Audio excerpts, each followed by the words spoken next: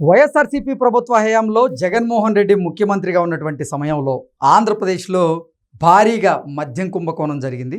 ఆ మద్యం కుంభకోణానికి సంబంధించినటువంటి నిందితులను విచారణ చేస్తున్నటువంటి క్రమంలో సంచలనమైనటువంటి విషయాలు వెలుగులోకి వస్తూ ఉన్నాయి. ఈ మద్యం కుంభకోణం ద్వారా ఆర్జించినటువంటి ఈ అక్రమార్జన ఏదైతే ఉందో దాని ద్వారా జగన్మోహన్ రెడ్డి సొంతంగా ఒక బ్యాంకును ఏర్పాటు చేశాడు అని ఈ మద్యం కుంభకోణంలో ఉన్నటువంటి నిందితులుగా ఉన్న రాజ్ రెడ్డి, చాణక్య వారు పోలీసుల విచారణలో అప్రూవర్గా మారి తేల్చి చెప్పినట్లుగా కొన్ని వార్తలు వస్తున్న నేపథ్యంలో ఈ అంశం మీద మనం పూర్తి స్థాయిలో విశ్లేషణ చేసుకుందాం. ప్రస్తుతం మనతో పాటున్నారు ప్రముఖ రాజకీయ విశ్లేషకులు, ప్రముఖ సీనియర్ జర్నలిస్ట్ డివిఎస్ గారు. సార్తో మాట్లాడదాం. సార్ నమస్తే. సార్ నమస్తే. వైఎస్ఆర్సీపీ అధినేత జగన్మోహన్ రెడ్డి గతంలో లండన్లో ఏదో ఒక దీవి కొన్నాడు అంటూ కొన్ని వార్తలు వచ్చాయి.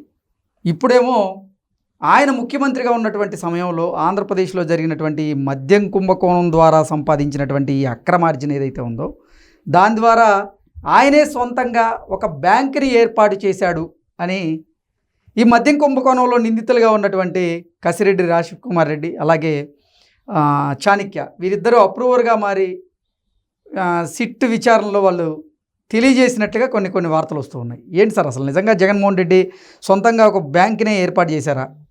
అసలు ఏం జరుగుతుంది అంటే ఏం చెప్తారు? అంటే ఏంటి ఆ బ్యాంక్ పేరు? ఇప్పుడు జగతి బ్యాంకా? ఓకే, ఆల్రెడీ జగతి పబ్లికేషన్స్ ఉంది కదా సార్.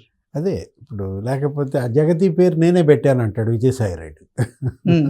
ఏది వాళ్ళిద్దరు పేర్లు కలిపి జగన్ పేరులో జగ లేకపోతే భారతి పేరులో తి, ఈ రెండు మిక్స్ చేసి జగతి అనే సృష్టికర్త నేనే అన్నాడు. ఈ బ్యాంకు సృష్టికర్త కూడా అతనేనా? ఎవరు? విజయసాయి రెడ్డే బయట పెట్టాలి. అన్నీ ఆయనే బయట పెడుతున్నాడు కదా. ఏది కర్త కర్మ క్రియ. కాకినాడ సజ్జు పోర్టుకి ఎవరన్నారు? విక్రాంత్ రెడ్డి అన్నాడు. కేవీ రావుని బెదిరించి 3,600 కోట్లు కొల్లగొట్టిన దాంట్లో. లేకపోతే కర్త కర్మ క్రియ లిక్కర్ మాఫియాకి ఎవరని చెప్పాడు? కసిరెడ్డి రాజు అన్నాడు. ఒక కసిరెడ్డి రాజే 2,300 కోట్లు సంపాదించాడంట ఈ 5 ఏళ్లలో. ఈ లిక్కర్ దందాలో అసలు ఆ మొత్తం ఆ డబ్బు అతను సినిమాలు తీశాడని లేకపోతే బంగారం కొన్నారని.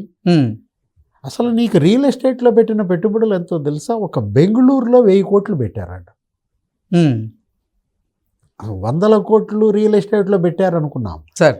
రియల్ ఎస్టేట్ హైదరాబాద్ తీసే ఇంకా వేరే నగరాలు తీసేసే ఒక బెంగళూరులోనే రియల్ ఎస్టేట్ వీళ్ళు పెట్టిన పెట్టుబడులు 1000 కోట్లు పైన అంటే అసలు అక్కడ ఈ మొత్తం గోవిందప్ప బాలాజీయే చూశాడని. ఓకే, అనిల్ రెడ్డి ఇది మొన్న లిక్కర్ మాఫియాలో కొత్తగా వచ్చిన పేరు. గతంలో ఆల్రెడీ శాండ్ మాఫియాలో వినపడిన పేరు సార్. ఆయన పెదనాన్న కొడుకు, రాజశేఖర రెడ్డి అన్న కొడుకు, జార్జి రెడ్డి కొడుకు అనుకుంటా. ఎవరు? అనిల్ రెడ్డి వైఎస్. అంటే వీళ్ళంతా మనం చూసాం. లిక్కర్లో రోజుకి ఎంత? 2 కోట్లు. లేకపోతే శాండ్లో రోజుకి ఎంత? 8 కోట్లు. 8, 2 ఈ రెండింటి ద్వారానే 10 కోట్లు. లిక్కర్ మాఫియా, శాండ్ మాఫియా 10 కోట్లు అంటే నెలకి 300 కోట్లు. నెలకి 300 కోట్లు అంటే నీకు 12 నెలలు వేసుకో, 3,600 కోట్లు సంవత్సరానికి. 5 ఏళ్లలో 18,000 కోట్లు. ఇది కేవలం కమిషన్స్ అన్నమాట సార్. అసలు కామధేను అనాలా, కల్పవృక్షం అనాలా? అసలు ఎలా పిండుకున్నాడు ఈ డబ్బు జగన్మోహన్ రెడ్డి? ఏం చేస్తాడు మరి ఈ డబ్బుతో? బ్యాంక్ పెట్టగా. ఇప్పుడు జనరల్గా కృష్ణ, బ్యాంక్ పెట్టాలంటే ఎంత డబ్బు ఉండాలి సార్? ప్రైవేట్ బ్యాంక్ పెట్టాలంటే భారతదేశంలో మినిమం అమౌంట్ $5 బిలియన్. 500 కోట్లు ఉంటే నువ్వు ప్రైవేట్ బ్యాంక్ పెట్టుకోవచ్చు సార్. అసలు జగన్మోహన్ రెడ్డికి ఉన్న డబ్బుతో ఒక బ్యాంక్ ఏం కర్మ? ఇప్పుడు 100 బ్యాంకులు పెట్టచ్చు అన్నమాట. ఇప్పుడు మనం చూసాం ప్రైవేట్ బ్యాంక్స్ మన ఇండియాలో ఏంటి ఫేమస్? వైశ్య బ్యాంకా? ఐసిఐసిఐ. వైశ్య బ్యాంక్ లాగా వీళ్ళు రెడ్డి బ్యాంక్ పెడతారా? ఓకే. లేకపోతే యాక్సిస్ బ్యాంకు, నువ్వు అన్నదే ఐసిఐసిఐ బ్యాంకు, ఇవన్నీ కూడా అవే కదా, ఇవి ప్రైవేట్ బ్యాంక్సే కదా. ఇవాళ జగన్మోహన్ రెడ్డి కొల్లగొట్టిన సంపదతో ఒక బ్యాంక్ కాదు 100 బ్యాంకులు పెట్టచ్చు అంటున్నా. కాకపోతే ఏదో ఒక బ్యాంక్ గురించి సమాచారం బయటకు వచ్చింది, వీళ్ళే ఒక బ్యాంక్ పెట్టారని నువ్వు ఇంట్రోలో కూడా చెప్పావు సార్. అసలు వీళ్ళు లండన్ దగ్గర ఒక దీవి కొన్నారని అప్పట్లో సమాచారం. దీవే ఒక ఐలాండే కొన్నాడికి బ్యాంక్ ఇది ఓకే. ఇప్పుడు అదొక పిపీలికం, ఒక పీలిక లాంటిదే. అంటే 5,000 కోట్ల పైన ఖర్చు పెట్టి ఒక దీవినే కొన్న వాళ్ళు 500 కోట్లు పెట్టి బ్యాంక్ పెట్టడం ఏముందంటారా? ఇప్పుడు నీకు గుర్తుండే ఉంటుంది, నువ్వు గతంలో కూడా వీడియోలు కూడా చేస్తుంటావు, మనం అసలు మీడియాలో కూడా అనేక సార్లు మాట్లాడాం. సరే. అసలు మీడియా బాగా హైలైట్ కూడా చేసింది ఏంటి, కంటైనర్స్. గుర్తులేదా? గుర్తుంది. ఇప్పుడు జగన్మోహన్ రెడ్డి ఇంట్లోకి ఏదో ఒక కంటైనర్ పోయిందన్నారు, గోల పుట్టింది. అసలు అది గేట్లు ఎత్తి పారేశారు. అది వచ్చేసరికి అసలు ఎక్కడ చెక్ పోస్టుల్లో ఆపలేదు. ఆయన ముఖ్యమంత్రిగా ఉన్నారు, ఆయన ఇంట్లోకి వాహనం వెళ్ళాలంటే నీకు 15 చెక్ పోస్టులు దాటి వెళ్ళాలి.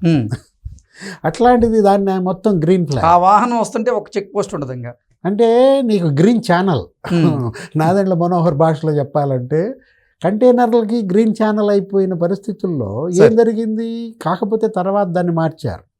ఏదో వెజిటబుల్స్ వచ్చినాయి, ఈ సన్నాసాలంతా దాన్ని డబ్బు ఉందన్నారు. నీకు అదే కాదు, కడపలో ఒకటి గుర్తుందా? కడప డిఎస్పి ఒకటి కూడా మాట్లాడాడు, ఒక కంటైనర్ పట్టుబడింది, దాని నిండా డబ్బు ఉన్నాయన్నారు. ఆ డబ్బు పులివెందులకు పోతుందో లేకపోతే రకరకాలుగా ప్రచారం జరిగింది. తర్వాత ఏదో మొత్తానికి అప్పుడు ప్రభుత్వం వివరణ ఇచ్చింది. డిఎస్పి గారు కూడా చాలా సీరియస్ అయ్యారు, ఇట్లాంటి కనుక మీరు వీడియోలు చేస్తే ఊరుకోం, ఇదేదో బ్యాంక్ డబ్బులను ఏదో అన్నారు. అంటే ఇవాళ అసలు జగన్మోహన్ రెడ్డి దగ్గర కంటైనర్ల డబ్బులు ఉన్నాయన్నారు. విశాఖపట్నంలో ఏదో ఒక ఇది వచ్చింది కంటైనర్, అది డ్రగ్స్ కంటైనర్. అసలు దగ్గర అది నీకు ఎక్కడి నుంచి వచ్చింది? నీకు బ్రెజిల్ నుంచి జర్మనీ మీదగా తిరిగి వచ్చింది. సరే, ఇలా అటు డ్రగ్స్ కంటైనర్స్, ఇటు డబ్బుల కంటైనర్లు. 5 ఏళ్ళు జగన్మోహన్ రెడ్డి హయాంలో ఎక్కడ చూసినా డబ్బే కదా. తాడేపల్లి ప్యాలెస్లో అంట 250 మిషన్లు అంట. ప్రతిరోజు ఒక 100 మంది సిబ్బంది నోట్లు లెక్కలు పెట్టడం అంటే బత్తాలు లెక్కలు. మరి ఏం చేస్తారు ఆ డబ్బంతా? సినిమాలు తీస్తారు, లేకపోతే రియల్ ఎస్టేట్లో పెడతారు, లేకపోతే హాస్పిటల్స్లో పెడతారు. ఈ మొత్తంతో బ్యాంకు పెడతారు.